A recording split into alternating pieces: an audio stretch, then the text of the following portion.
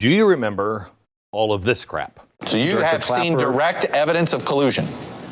I don't want to go into specifics, but I will say that there is evidence that is not circumstantial. New reporting that the president himself directed the cover-up of his son's Trump Tower meeting with Russians. I think there's plenty of evidence of collusion or conspiracy in plain sight. We know the Russians were involved in interfering with the election. How do you explain the Manafort allegations as anything but collusion?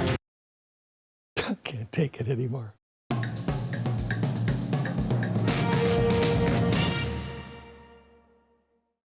Hello, America. I'm starting a new venture next year called The Torch, and I cannot wait because it's AI driven. Part of it is AI driven, which means everything I've ever said, ever recorded, ever written is going to be in one data bank that we can find all of it like that. And it's frustrating for me today because I'm going to take you through a chalkboard, and I know I talked about every single bit of this. And with that AI assist, we'll be able to find all of the people who said, no, that's not true, that's a conspiracy, because it's so frustrating, and I know you feel the same way. I have record of me saying it. You don't even have record of you saying it, but I know we've been saying it at the same time. All of this stuff is happening, and they have denied, and then these come out. And nobody in the mainstream media is covering this. This came out last Friday, from Tulsi Gabbard. This showed all kinds of stuff. And then I think yesterday, the president kind of goaded Barack Obama into saying, that's just not happening. Oh, that is true. Surprise, surprise, the day after he says that, this comes out. This is, I mean, honestly, historically speaking, I can't believe I'm holding this. There were only 5 copies of these that were in existence. They were all in one safe, the most top secret CIA safe. I think this is the document that they thought maybe Donald Trump had that they were trying to get at Mar-a-Lago, but he didn't have it. This was actually produced by the Republicans. And in his first term. And I mean, you know, there were Democrats involved in it as well, but the Republicans had control. And for some reason, it was just put into a safe. And nobody ever heard about it. This is shocking. This talks about Hillary Clinton's health, her scandals, what Russia really was doing with her. It's remarkable. There's no other way to describe what's happened other than crap. Russiagate revelations released now on Friday and today expose probably the biggest scandal in American history. We are talking about an attempted coup by the Obama administration against Donald Trump, led by Barack Obama. And it all starts with a very strange self-serving email that raised the eyebrows from the very beginning. We talked about it on this show a lot. I want to take you back to January 20th of 2017. This is the day that Donald Trump was inaugurated as the president of the United States. And on that very day, as the Obama team was packing up and leaving the White House, Susan Rice, our national security advisor at the time, sent herself an email to herself. And here's what it said. President Obama began the conversation by stressing his continued commitment to ensure that every aspect of this issue is handled by intelligence and law enforcement communities by the book. The president stressed that he's not asking about or initiating or instructing anything from a law enforcement perspective. He reiterated that our law enforcement team needs to proceed as it normally would by the book, end quote. Wait, she's recapping a meeting that you will see from 2 weeks earlier on January 5th, where Obama, Biden, Comey, and others discussed Russian interference. I remember saying, when I first saw this, wait, what do you think that's all about? Why email yourself as you're leaving? I mean, it smells like a, cover your tracks or CYA later memo to claim everything was above board. I wrote to myself then. We speculated back then, but now, with the release of these explosive documents, we now have the answer. This now appears like it was part of a larger plot, manufactured narrative to subvert Trump's presidency even before it began. I'm going to try to lay this out. And there are people on my side, that for instance, Andy McCarthy, I really love. I've read his work. He disagrees with what I'm going to say about this tonight. But I still really respect him. I mean, he's a very smart guy. I could be wrong, but let's go through it. The Obama team, facing Trump's shocking victory, pivoted from downplaying Russian threats pre-election to hyping them in post-election, all to delegitimize the new president. And I want to go through step by step. We'll hit everything, dates, players, deceptions. But this is a timeline, and it's complex. Hopefully we'll be able to get through all of it. This is the timeline of Russiagate, the hoax that nearly tore our nation apart. In fact, it still might. This is a mass conspiracy, and it is all weaved together in three chalkboards. You haven't seen this 3 one tonight. And it starts here on April 2016. Hillary Clinton and the DNC hire Fusion GPS through their law firm, Perkins Coie, run by Mark Elias. Do I have him up on the screen yet? Mark Elias, the guy who's currently making all the money. I think it's through Act Blue and organizing and orchestrating all of the litigation against Donald Trump. That guy. He was part of this. And their job was to dig up opposition research on Trump. Now, Fusion GPS was led by Glenn Simpson, and it brings in Christopher Steele. Now, he was a former British spy with deep anti-Trump biases. This is where the infamous Steele dossier begins. This is it. It's a collection of bullcrap alleging that Trump was a Russian asset, cultivated for years, complete with blackmail material, okay? The dossier funded by Clinton allies. And if you remember right, when it first came out, they said, no, this was funded by the Republicans. Somebody else did this with the Republicans, and they just picked it up. Not true. The Clinton allies produce this, and it becomes fuel for the fire. Now, jump to, June 9th, 2016. We talked about this one. Donald Trump Jr. and Jared Kushner and Paul Manafort, they meet a Russian lawyer named, Nadia Velelinsky, whatever. They meet at Trump Tower. Nothing useful comes. She's really vague. I want to meet with you. And they meet, and it's a very uncomfortable, odd meeting. And she talks about sanctions. Later, Mueller comes back and investigates this as potential collusion, but there are no charges. What's suspicious? Well, she has ties to Fusion GPS, the same firm behind the dossier. Was it a setup? I don't know. Seems suspicious. Now, June 14, 2016, CrowdStrike. CrowdStrike investigates the DNC server hack. When I did a show on this right after it happened, I was like, why isn't the FBI investigating this? Why are they giving it to CrowdStrike? In fact, CrowdStrike, they did all of the investigation. It was on the DNC during an election. We don't know who hacked into it.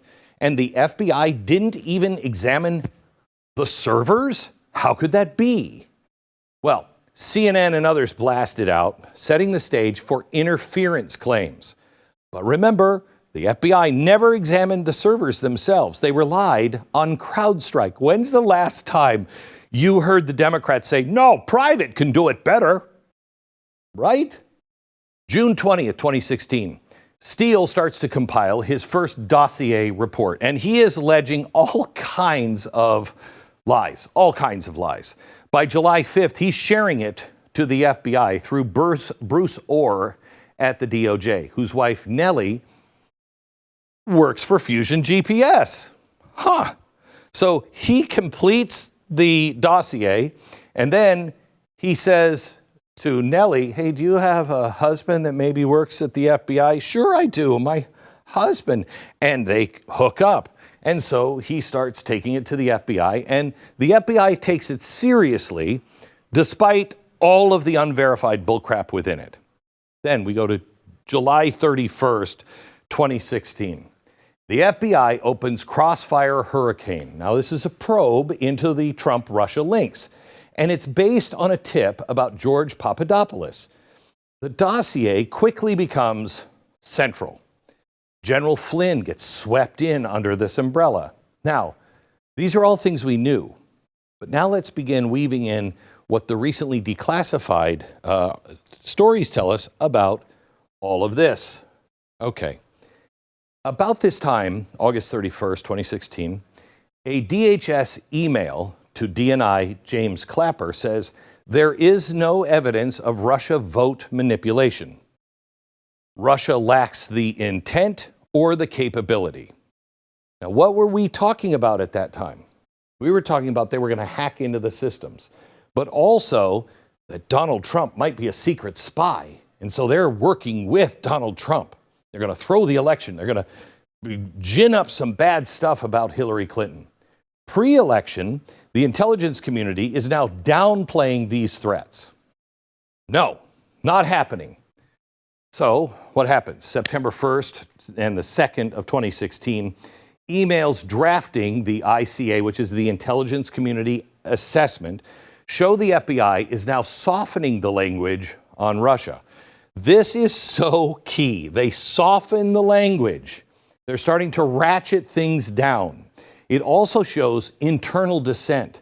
It shows collectively very low confidence in anything about Russia. Here's where it gets more interesting. On September 8th, right here, the ICA is finalized. Russia cannot manipulate the election. The election is finalized. Judges, nobody can do anything about it. Skepticism, however, continues.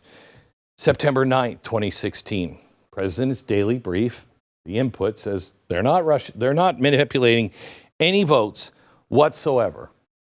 But for some reason, the Russia hysteria was just starting to heat up on the campaign trail and in the media. We go to September 19th. Where are we? September 19th. Here. I love this one. A Clinton lawyer, Michael Sussman, shares a bogus Alpha Bank data with the FBI. Now, remember, during the campaign, a Clinton lawyer says, I found some secret pings between Russian servers in the Trump Tower. Durham would later debunk this as fabricated by Clinton allies, a hoax to tie Trump's family and business to Russia. Okay? But do you remember hearing about it? It was everywhere in the news. October 21st, the first FISA warrant on Carter Page is approved using uncorroborated information from the Steele dossier. Okay? 17 errors and omissions, as the IG later finds, but somehow or another, the FBI gets this through FISA. Durham would later reveal that the FBI altered an email to hide Page's CIA ties and cooperation with the government. So they're saying to the FISA courts, he's a bad guy, based on what Christopher Steele says, okay? He's a really bad guy. Well, is it possible he's doing these things because he's a CIA asset? Nope, look, we asked, it's not here. They changed it to say he's not an asset, that he's hostile to the government. Not true.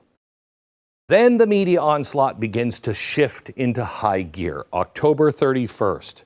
Mother Jones is the first one to come out, along with an article and a Slate article, alleging Trump-Russia ties. The same day, State explodes with the Alpha Bank story. Was a Trump server communicating with Russia? More bogus claims targeting Trump's family, all cooked up here. Now, it's convenient how they can have these conversations, and then all of a sudden, at just the right time, it's in the newspapers, it's on television.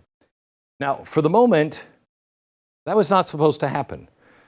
Not supposed to happen. This moment was not supposed to happen.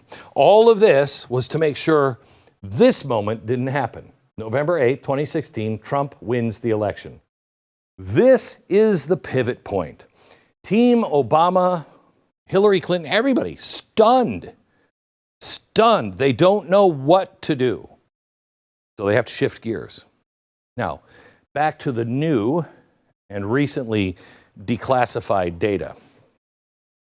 In these, from December 7th, 2016, the talking points prepared for Obama's Director of National Intelligence, James Clapper, claiming, quote, "We assess that foreign adversaries did not use cyber attacks on the election infrastructure to alter the United States presidential election outcome this year. We have no evidence of cyber manipulation of election infrastructure intended to alter the results." Okay. All right. But nobody at this point was really even talking about were they hacking into systems. It was all about Trump having a tie to a Russian bank, Trump being in bed. He's going to be a puppet now. All of that. That's what people were talking about because that's what they were alleging through the press. Now, on December 8th, 2016, the presidential daily brief draft, just a month after the election, states that Russia, quote, "did not impact the recent U.S. election results." Well, now this particular, because this draft comes out here, that means he's the president-elect. So if it's in the presidential daily briefing, Michael Flynn and Donald Trump will get that same draft. They will see the same report when it comes in. So later that day, phone call comes in. Stop. Do not release that draft. Do not give it to the president. Why? Well, it came from the Office of the Director of National Intelligence. Quote, "Based on some new guidance, we are going to push back publication of the PDB. It will not run tomorrow and is not likely to run until next week." Notice it says on some new guidance. Guidance, not new information, new guidance. And who gave that guidance?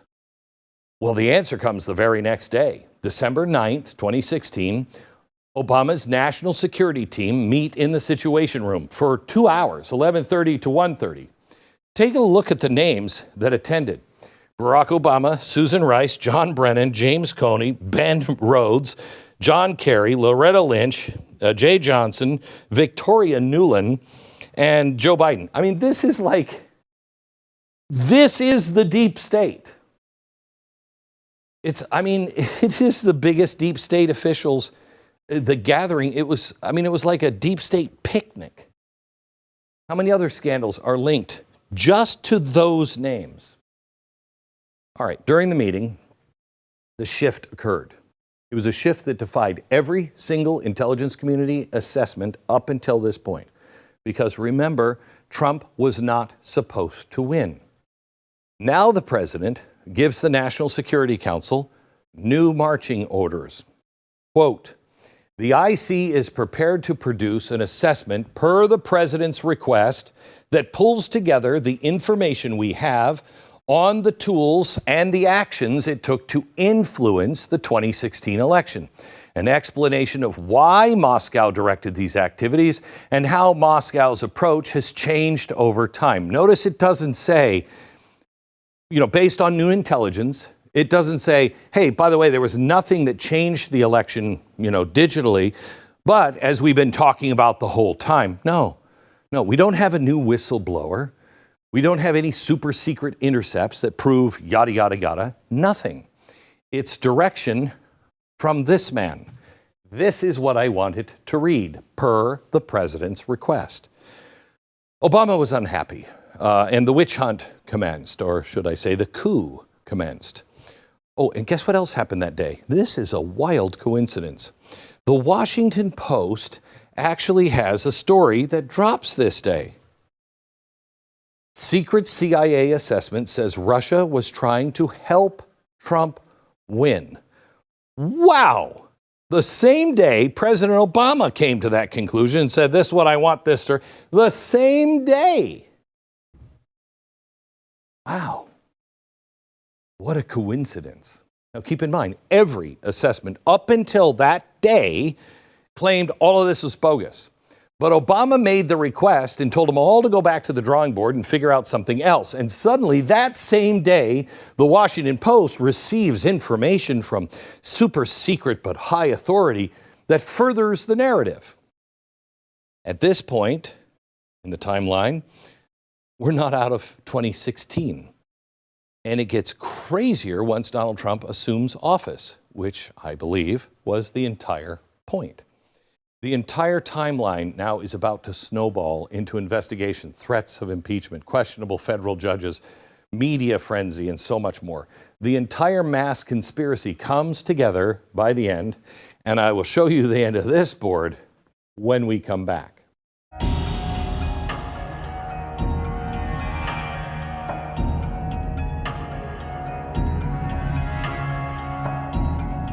First, let me tell you, this July, we celebrate the birth of our nation and remember the heroes who fought for our freedoms. But did you know some Americans still do not have the freedom of life and liberty? Tragically, every day, thousands of unborn babies, their lives are taken. But because of Preborn, we can rescue them.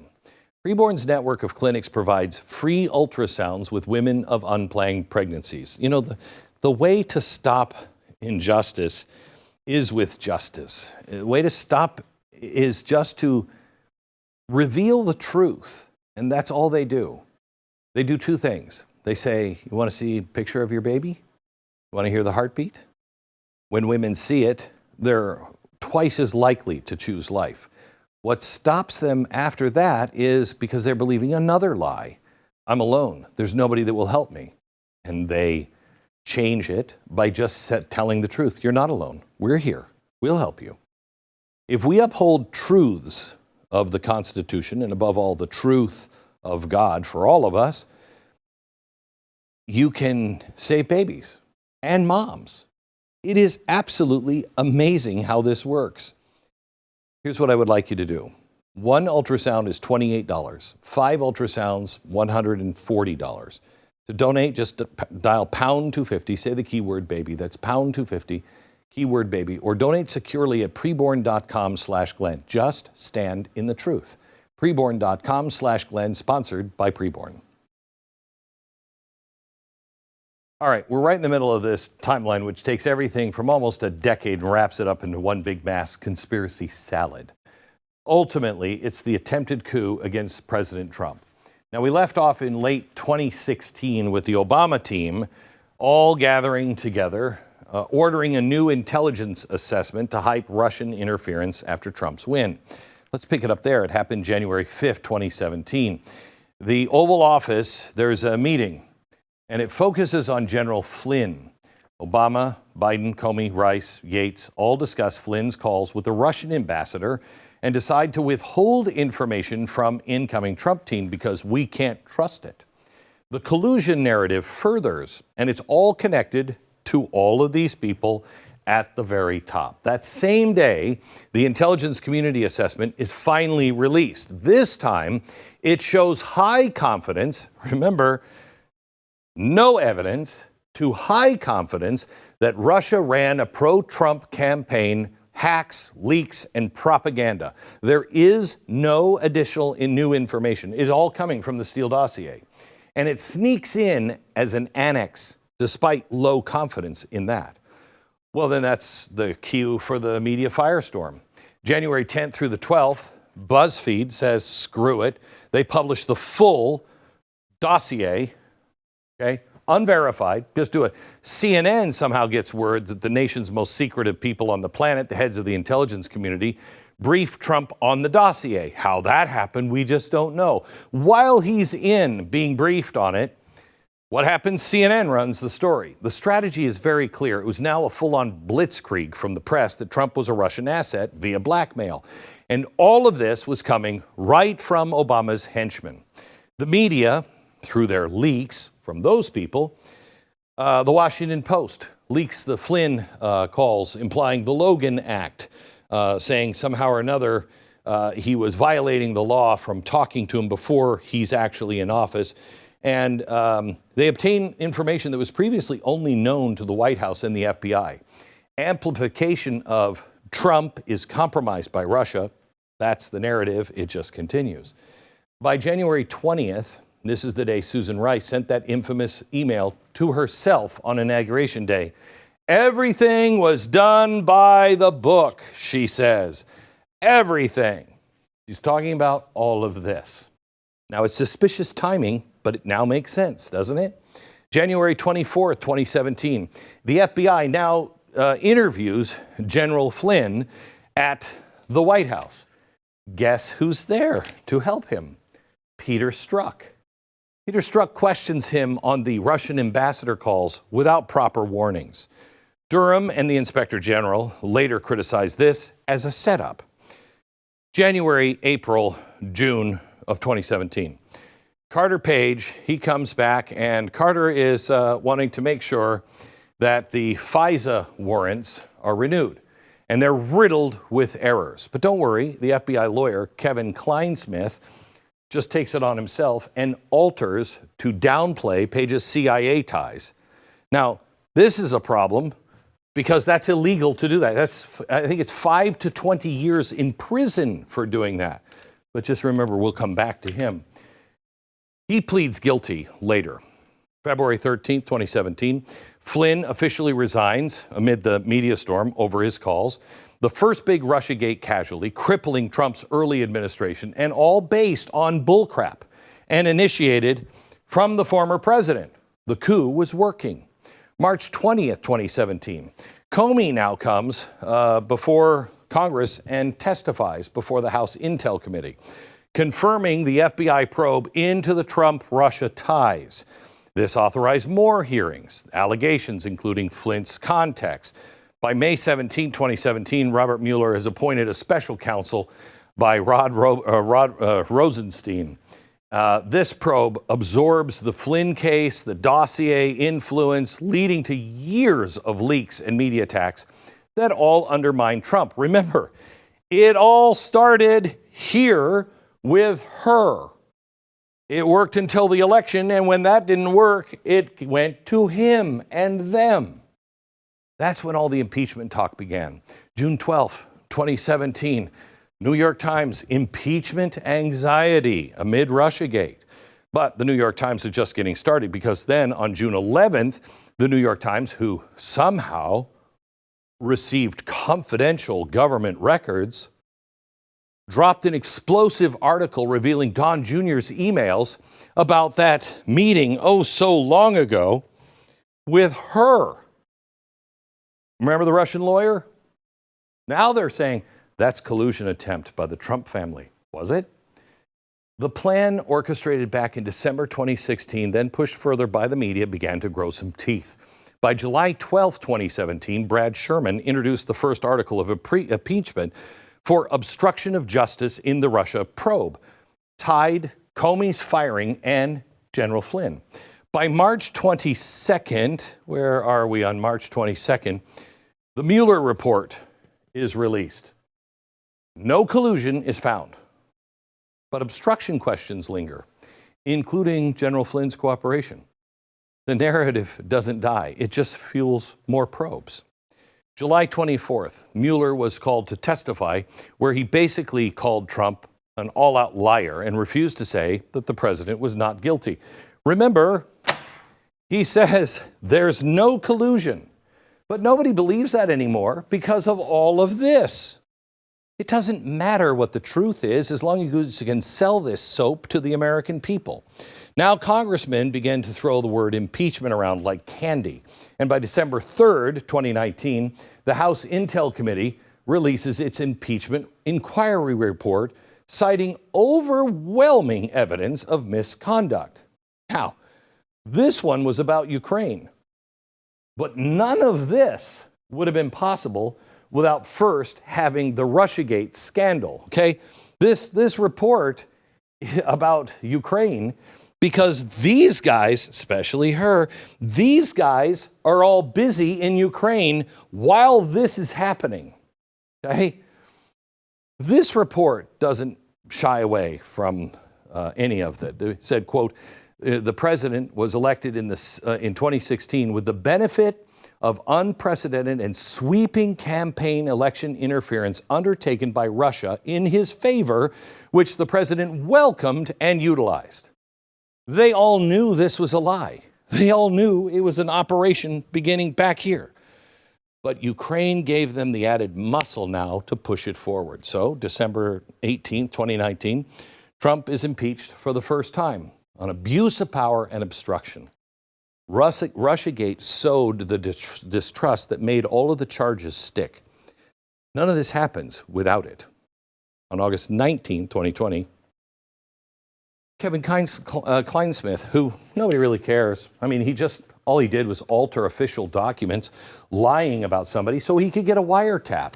He just got a wiretap, and it's no big deal. Oh, he pleads guilty to that. But guess what? Nobody cares. Nobody cares. He went to see a judge, and you'll never guess who that judge was. Bozeman, the same guy that now is leading, the obstruction cases against Donald Trump. He gives him a slap on the wrist, 400 hours of community service. That's a 5 to 8 year crime. Okay. Now, a month later, September 18th, 2020, this is the latest release from Tulsi Gabbard, just this morning. It is the oversight on Obama's ICA, and it was completed by the House Intel Committee during Trump's first term, okay? And it was suppressed from the public. Only 5 copies were made and kept in one of the most secure vaults in America. No one was ever supposed to see this. Why didn't the Republicans want this out?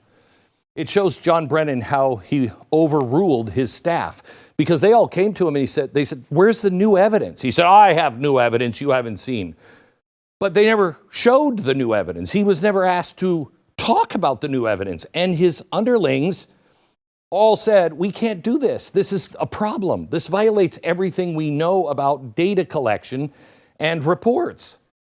Doesn't matter. It also shows that it was Hillary Clinton that the Russians had compromising information on, like blackmail, like intel. Not on Trump, but the DNC servers that were hacked. They probably should have had somebody besides, who was it? The Fusion? No, the CrowdStrike. Probably should have had somebody other than CrowdStrike look at it. Because it shows that on the servers, according to Russian intelligence, according to this report from 2020, that Hillary Clinton was riddled with health problems, and the Russians knew it because it was on the hacked servers. Also, they knew about several scandals, all talked about in this. They wanted her to be president. They thought she was unstable, but they thought she could be a puppet because there was so much dirt on her. What? It wasn't Trump that would be blackmailed. It was Hillary Clinton. Putin wanted her to be the puppet. So, what happened here? Well, January 13th, 2021, they impeach him a second time. Incitement of insurrection. Yeah, that's interesting, because we found out during that there were no FBI or CIA operatives. And then after, we find out that the videotape, which they wouldn't release, doesn't match up with the sworn testimony from the officers. And then, what else? There seems to be like 25 or 30 FBI and CIA operatives there at the gate. What? On January 6th, why wouldn't they have said, warning, you got to have police because we're coming? Why wouldn't you have done that? Where's the pipe bomber? It's all the same thing. If Hillary Clinton wouldn't have started that, Russiagate fiasco would have never happened, ever. Would we be at this point? What a waste of a decade. Constantly breathing lies and smears. Nothing more than a political psyop with a weaponized media. And are we going to see justice on this? I mean, look what happened to Kleinsmith. Was that justice? No, it really wasn't. When the Durham report was released in 2023, we began to see how the FBI launched a probe without evidence. We saw how they misused the Steele dossier. It shined light on other ridiculous hoaxes like the Alpha Bank mumbo-jumbo. This is a timeline of nearly a decade of mass conspiracy. And that's important because some of this falls out of the statute of limitations. Unless it's part of a mass conspiracy, I will tell you, I think there's a lot of people that need to go to jail. Will they see justice? Who were the people that kept all of this going? I'm going to show you their names next.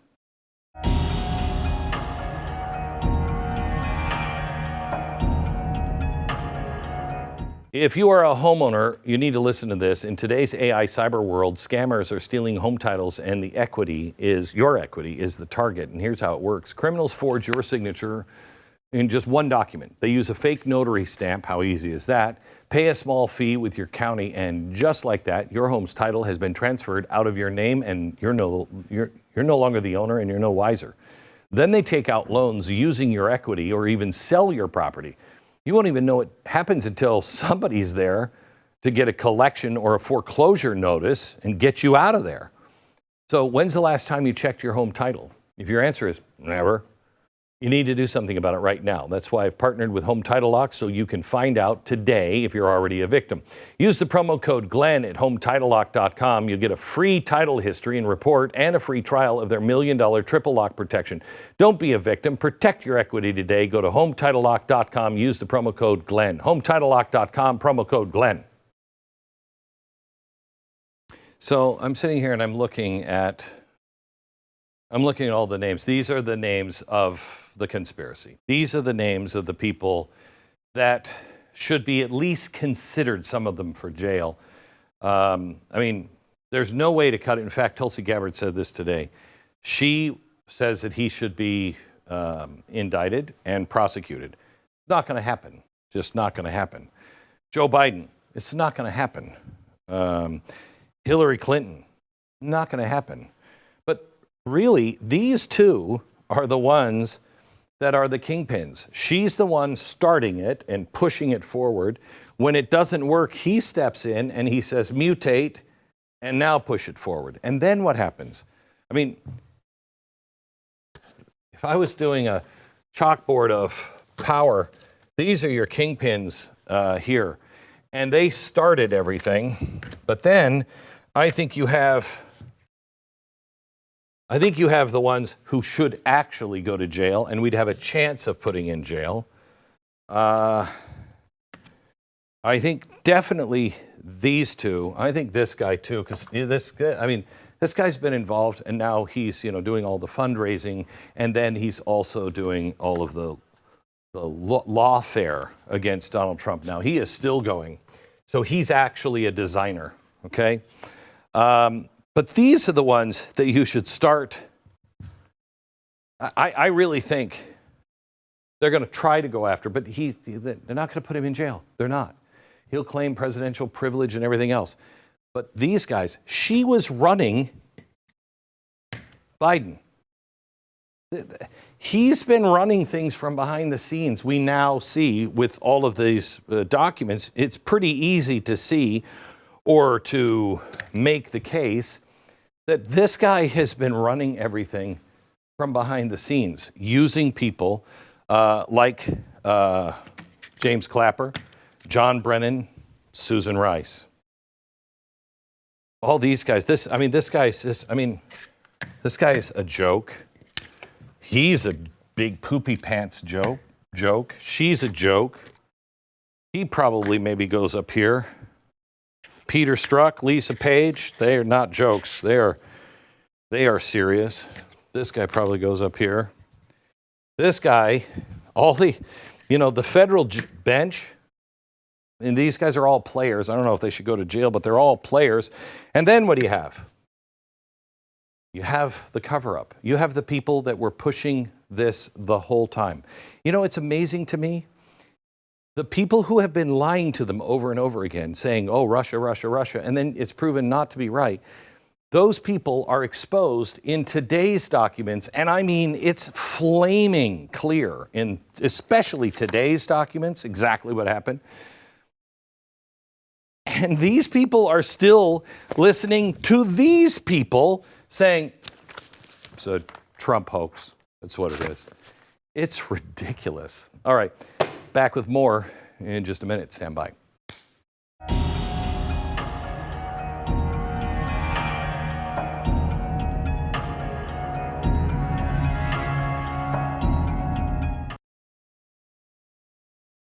All right. Final segment. We have one of my favorite, if not my favorite, Congresswomen, Republican Congresswoman Anna Paulina Luna. She is the chairwoman of the task force on the declassification of federal secrets. She represents Florida's 13th district. She has been standing up, really kind of alone at times, it seems, for transparency in government, pushing for the release of critical documents and investigating issues ranging from federal misconduct to foreign influence, U.S. politics. Welcome, Anna. So happy to be here, Glenn. Good to have you. Anna, you saw the release today from Tulsi. Is this going anywhere? It's going to have to. I was just on an earlier segment with one of my friends on a different network, and I said if the Department of Justice does not make arrests, you have known intelligence officials who use their position of power to ultimately not just divide the country, but to undermine a sitting president, and then literally using their positions to then launch these investigations into the unconstitutional surveillance of then the president of the United States.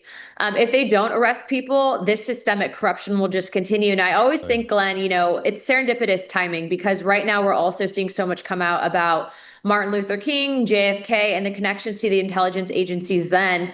And as you're seeing, those resulted in the death of a sitting U.S. president, as well as some of the most historical civil rights leaders at our time. And so what I'll tell you is there must be action. It can't just be, strongly worded letters. A lot of people say, well, why isn't Congress doing more? And so I'd like to just remind people, because Congress is not a enforcement mechanism.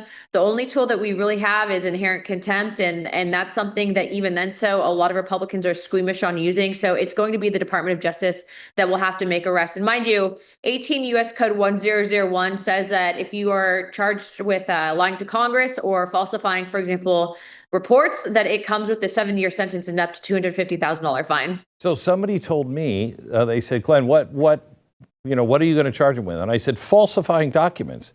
He said, it's the intel community. That's what they do for a living. How many times have they falsified? And I'm like, well, but that's not right. No, it's not right. Right. It's not right. And it's also not right that they then used it to illegally surveillance using unconstitutional means, violating the civil liberties of many people. And they really use this to destroy lives.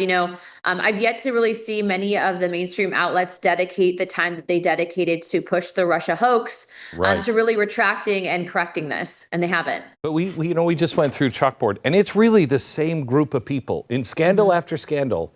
It's the same people over and over during the last 10 or 15 years.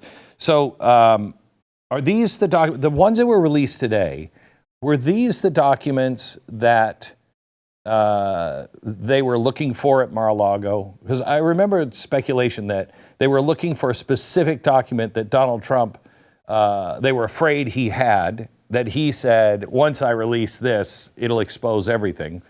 This is pretty damning. I think that they were probably using that more or less as a means of trying to push the narrative that President Trump was this, scandalous crook, which is clearly not true. He's probably one of the cleanest politicians in U.S. history, given the amount of investigations that have been launched onto him and his personal life of, his family as well. But what I will say is that, when you're looking at what's really coming out of ODNI, I don't think that this is going to be the only thing that's dropping. I think there's more. A lot of people aren't even covering the fact that Tulsi just stood at the White House podium and stated that there was all this stuff in regards to Hillary Clinton's health that the intelligence agencies were then covering up, that she was really unfit to be in that position. We saw that happen with Biden. So unvetted, unchecked corruption, I don't care if it's happened in the past, it should not happen any longer, which is why I'm encouraging the Department of Justice to make arrests. When I saw that this morning, when it first came out, I thought to myself, my gosh, it's exactly the same with her health. They denied it at the time. We all watched it and we're like, what is that? Remember, she fell. She fell that one time. Do you remember that? And they tried to play it off. But beyond that, that information was coming from the Russian intel. We had a source. Russian intel was saying they knew the Democrats were afraid because of the hacking of her health, et cetera, et cetera. And then it talked about the scandals that she was involved in. Again, what they say we're doing, they're doing. They were hoping that she would be a puppet. They were, but let me just say that, sunshine is always the best disinfectant. And it is really egregious and terrible what we're finding out that they covered up, and then also to what they use to really violate people's constitutional rights. But it doesn't mean that it doesn't also happen on our side. And so that's why, in regards to total transparency and accountability, it's not members of Congress that are supposed to hold other members of Congress, accountable, or presidents to hold other presidents accountable. It's the American people. And so if you're just sitting there and you're angry and you're like, well, why is there no change? Well, what are you doing to help bring forward that change? Because you can't just post on the internet. You have to get involved. And this is a call to action. The American people really do. Stop sending us the same terrible people over and over and over again that are complicit in all this, not wanting to do anything and not really wanting to uphold and serve their oath of office. And also standing up and saying, I mean, this is an easy one, standing up to the Senate and saying, put the U.S. attorneys, get them passed for the president. There are no U.S. attorneys. They're all stacked up for their approval in the Senate. Glenn, I am just a little congresswoman from Florida's 13th district, and I feel like I am very much so sometimes the only person that's calling this out, not just in the House, but also in the Senate.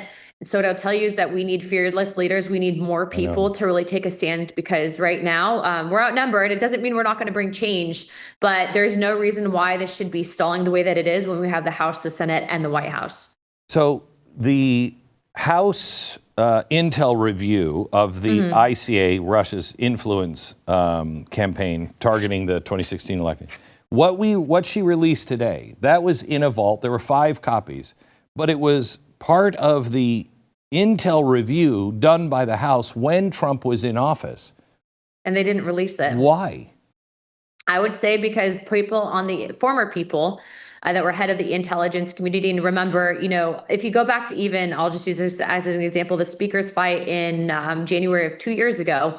A lot of people were like, why are these people fighting for such changes in the House of Representatives, whether it was people in charge of committees or the Rules Committee, which determines the legislation that comes to the floor? It was because it was our own people that were blocking this information. I actually just brought this up earlier today. Why did the former ODNI not release this information? And why is it that you have Republican senators now trying to claw back Tulsi's power? What are they so afraid of? What are they so afraid of that they're then trying to tell her that she doesn't have the authority to do what she's doing? So look, accountability is key, but they should have released this information then. And you're really seeing, even though it's the same president, 2 very different administrations.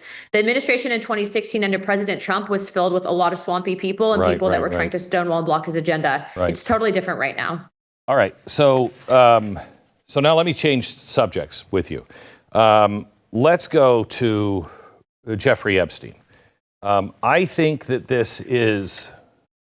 I don't know what the truth is. I think I know what the truth is, but I don't think anything can be proven because everything is going to have everybody's fingerprints on it for the last 5 years. What's true, what's not, what's planned. I mean, just look what was released today. You don't know what's true. You don't know what they changed. And I don't know if we're ever going to get to the truth, but I have been pounding on this, and the president is pissed at people like me right now because I keep bringing this up, because this is the poster child for transparency. This is the thing that everybody points to and says, it's children. Who could possibly be against releasing the information about people who were molesting children, if they were? And it doesn't seem like anybody is hearing that. Go ahead. Yeah. What I was going to tell you is, I was one of the people that was most critical of how this was being handled. And I actually, at the beginning of Congress, was literally the only member of Congress that was asking the DOJ for clarification on this. I don't believe that this was serendipitous timing, but in February, actually, I became aware of an individual that was reporting that there was destruction of evidence at the FBI. Yeah.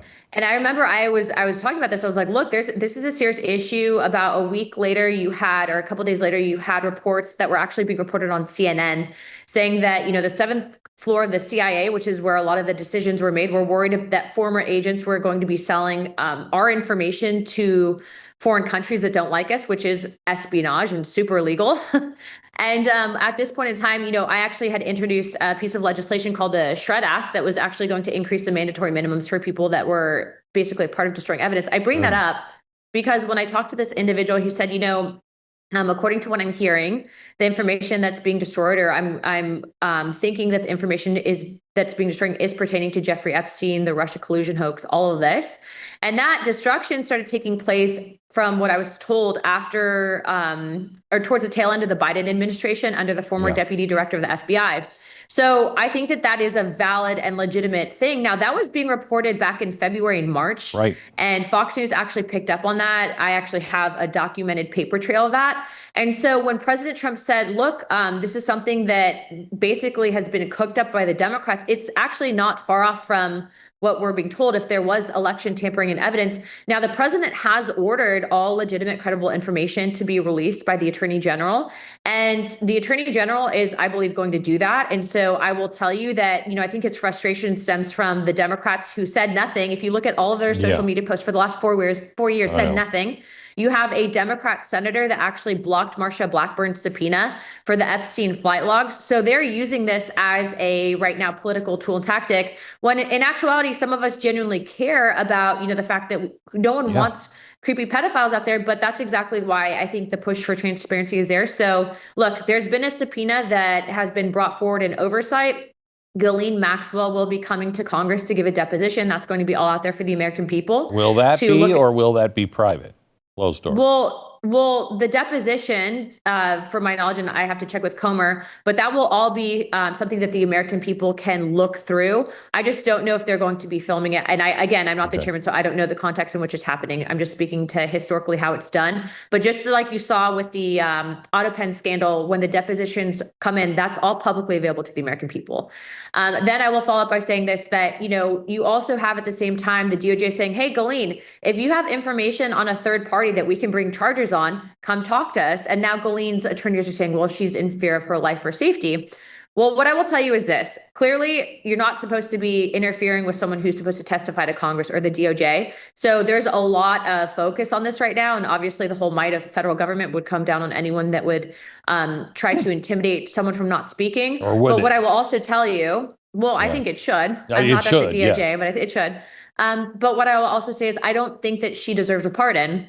I think that what she did for her crimes is wrong. And so I think that, and I don't speak for the administration, but I think that it's outside of the realm of possibility for her to get a pardon. So again, I'm not speaking for the admin, but I wouldn't give her a pardon at all. So many things are going on. We've kind of lost track of the riots on the streets and the Chinese influence on our own streets. Hey, Temu riots disappeared, Glenn. You noticed that? What did? The Temu riots. Yeah. The Chinese riots. Gone. Why is that? Completely. Well, I think that it's because they have a new talking point, obviously focusing on what's all come out. They don't really know what lane they're going to fight on because right now they're getting blasted from all sides with facts and transparency. But I have an update on that. So the Neville Singham letter that we sent from oversight was undeliverable. They wouldn't accept receipt of it. And so because we are tracking and pretty sure that Neville Singham's currently hiding out in China, there's a letter that Chairman Comer just approved to go to the U.S. Treasury to freeze all of his assets. Wow. We have this dead to rights, don't we? It looks like a pretty solid case. Which the Singham case for the Treasury? Yes. I would say so. If you don't accept receipt of a letter, Congress is trying to get you to testify, you're hiding in another country and you're funding all this stuff and you don't want to explain it, and then you can't, get a subpoena. Well, guess what? The U.S. Treasury, I think, has a pretty good reason to freeze assets. Again, I'm not the Treasury, but if I were them, I would do it. So the what I said back in 2009 that everybody mocked me for, I said, it's going to, the communists and the socialists and the anarchists and the Islamists are all going to work together. At some point, they're all going to come together to destabilize the Western world, and it will start in the Middle East, then it'll go to Europe, and then it'll end here. And their end goal is to overthrow the Western world. And here it is. Everybody said, those people won't work together. They're all now in one candidate in New York and Minneapolis. It's insane how this is happening. And they seem to be getting more and more dangerous. The real uber left, and I'm not sure if the people like Chuck Schumer are afraid of the people that they've really kind of empowered over the years, or they're in with them. Because nobody seems to be doing anything about it, at least on their side. Yeah, I think there's a lot of it's not even just Democrats, it's also Republicans. There's a lot of people that just don't care because they just want to get elected and, they're old and, they get towards the end of their life. I'm serious. I don't know what it is, but there's a fatigue that happens. And I genuinely believe this, Glenn. I think that if you are in office for over 10 years, that something ain't right with your ticker.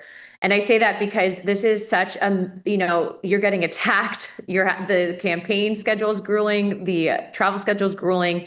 And so if you're going to come up here, you really have to kind of have your heart in the right place because it's a lot of work. Yeah. But what I will tell you is, the ones that don't work, the ones that kind of just fly under the radar, they don't do anything. They don't stand up. They don't do the right thing. They just kind of want to get reelected and not cause any quote unquote controversy. Last time I checked, standing up against injustices is not controversy. It's called doing the right thing. Yeah. So I think that there's fatigue. That's why you need young people in. And that's why I've tried to encourage so many young people. I unfortunately am one of the youngest members of Congress, and I'd like to see myself as not one of the youngest members of Congress. I'd like there to be more. Yeah, so would I. Let me ask you, there's two things that you've kind of been exposing. One is just the amount of drinking and debauchery that seems to be going on Capitol Hill. But on top of that is the sexual harassment lawsuits and the slush fund to cover the tracks. I imagine that's happening on both parties. Do you believe? Yeah. Did you see my tweet that I did recently? I said, isn't it interesting?